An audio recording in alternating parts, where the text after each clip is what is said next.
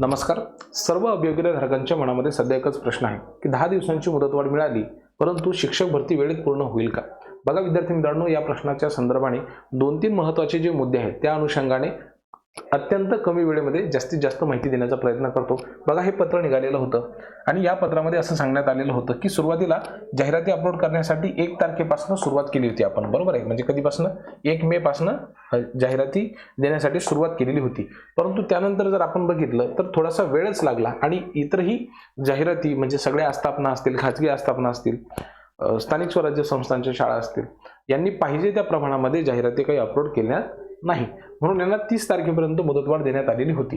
त्यानंतरही जर आपण बघितलं तर त्यांनी पुन्हा सांगितलं की बाबा ठीक आहे, आता अनेक खाजगी आस्थापना असतील किंवा संस्था असतील, त्याच्यानंतर स्थानिक स्वराज्य संस्थांच्या शाळा असतील, यांच्या जाहिराती बनवण्याची जी प्रक्रिया आहे तर ती अंतिम टप्प्यात आलेली आहे, पूर्ण झालेली नाही, परंतु होत आलेली आहे. बघा, त्यांनी असं म्हटलेलं आहे की व्यवस्थापनात जाहिराती देण्यासाठी कालावधीची आवश्यकता असल्या कारणामुळे पवित्र पोर्टलवरती पुन्हा 10 तारखेपर्यंत वाढ देण्यात आलेली आहे. याच्यामागचं कारण असं आहे की अनेक स्थानिक स्वराज्य संस्थांच्या जाहिराती तयार झालेल्या आहेत जवळपास, परंतु त्या अंतिम टप्प्यात आहेत, फायनलाइज झालेल्या नाहीत आणि म्हणून आपण 10 दिवसांची वाढ देण्यात आलेली आहे.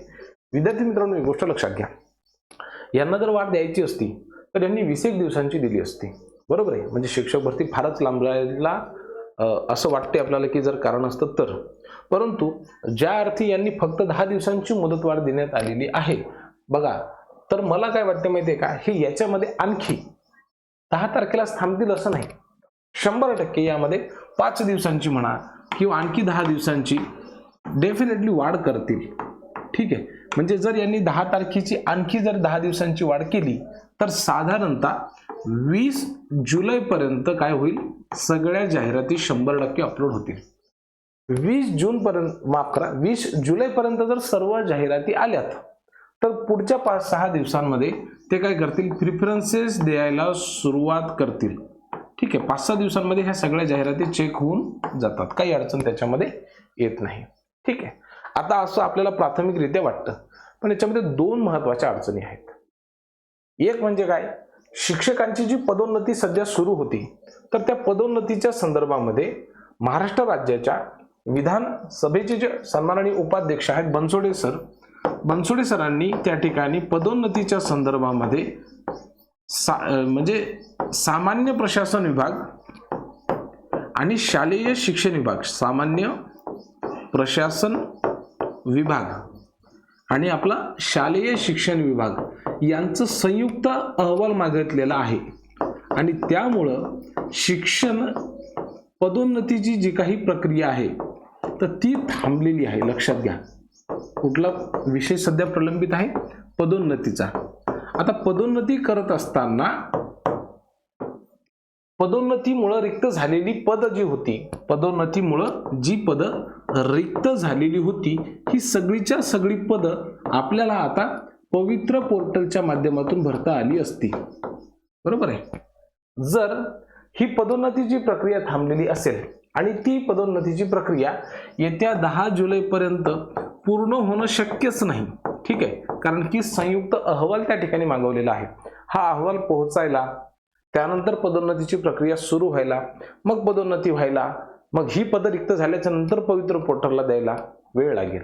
मग अशी जी पद होती जी पदोन्नतीमुळे येणार होती हे काय होतील, डेफिनेटली पुढच्या टप्प्यामध्ये येतील.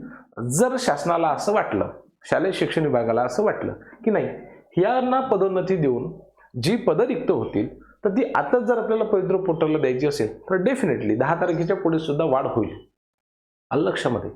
दुसरा महत्त्वाचा मुद्दा किंवा फॅक्टर जो आपण सर्वांनी दुर्लक्षित केल्यासारखाच आहे तो म्हणजे 2022च्या याद्या रिवाईज होण्या. ठीक आहे, 2022च्या याद्या रिवाईज करण्यासाठी त्या ठिकाणी सुप्रीम कोर्टाने स्पष्ट निर्देश दिलेले आहेत, परंतु तरीही सुद्धा अद्यापर्यंत ह्या याद्या रिवाईज झाल्या नाहीत.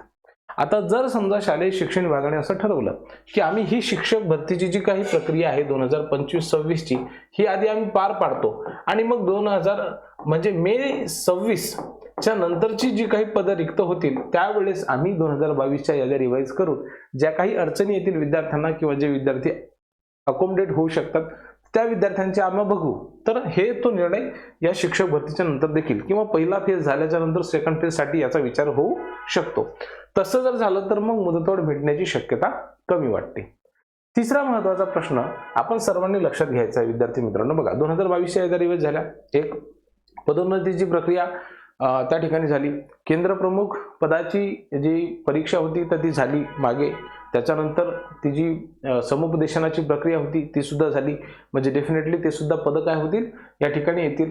आता महत्वाचा मुद्दा राहिला याच्यामध्ये सर्वात शेवटचा, की जो अद्यापपर्यंत शिक्षक भरतीमध्ये सगळ्यात मोठं अडचणीचं काम ठरलेलं आहे ते म्हणजे अतिरिक्त शिक्षकांचं समायोजन. बरोबर आहे की नाही? आता या संदर्भामध्ये मी तुम्हाला 2-3 जिल्ह्यांचं उदाहरण देऊन सांगतो. पहिलं सांगतो मुंबईचं. बघा, मुंबईवरती ज्या संस्था होत्या किंवा स्थानिक स्वराज्य संस्थांमधले जे शिक्षक होते तर त्यांचं जे समायोजन आहे तर ती मुंबईच्या बाहेर झालेलं होतं. बरोबर की नाही? मग या सर्व शिक्षकांनी या निर्णयाचा विरोध केला. मग माननीय मंत्री महोदय, कॅबिनेट मंत्री आशिष जी शेलार यांच्या समोर ज्यावेळेस तो विषय गेला तर आशिष शेलार साहेब यांच्या उपस्थितीमध्ये असं मुंबई महानगरपालिकेच्या आयुक्तांना असे आदेश देण्यात आले की तुम्ही ह्यांचं समायोजन जे आहे तर ते मनपाच्या शाळेमध्ये करा. ठीक आहे. आणि ह्यासाठी साधारणतः त्यांना 1 महिन्याचा वेळ देण्यात आलेला आहे. बघा, लक्षात घ्या तुम्ही सगळ्या गोष्टी. आता मुंबई मनपाच्या जागा हा खूप मोठ्या प्रमाणावरती होत्या. हे जर सगळं व्यवस्थित बजेट बसलं असतं तर ह्या आपल्या जागा व्यवस्थित पाहिजे तेव्हाच आलेल्या असत्या. परंतु मुंबईच्या शिक्षकांचं समायोजन बाकी आहे. आमचं वाशिम जिल्ह्याचं जर उदाहरण घेतलं तर अनेक शिक्षक असे आहेत की ज्यांना अनेक संस्थांनी अद्यापपर्यंत समायोजित करून घेतलेलं नाहीये. बरोबर आहे. आता हे माझ्या जिल्ह्याचं उदाहरण आहे. असंच उदाहरण तुम्हाला विविध ठिकाणी दिसून पडतील. एक महत्वाची गोष्ट म्हणजे काय की रयत जी शिक्षण संस्था आहे तर त्याचे 500 पेक्षा अधिक पद येण्याची शक्यता आहे. ठीक आहे. यांची पण जाहिरात जनरेट होण्याचं काम बाकी आहे. रोस्टरचे काम सुरू आहे अशा पद्धतीची माहिती आहे. स्वामी शिक्षण संस्था जी आहे तर ते स्वामी शिक्षण संस्थेच्या जवळपास 300हून अधिक जागा येतील अशा पद्धतीची माहिती मिळत आहे. ठीक आहे.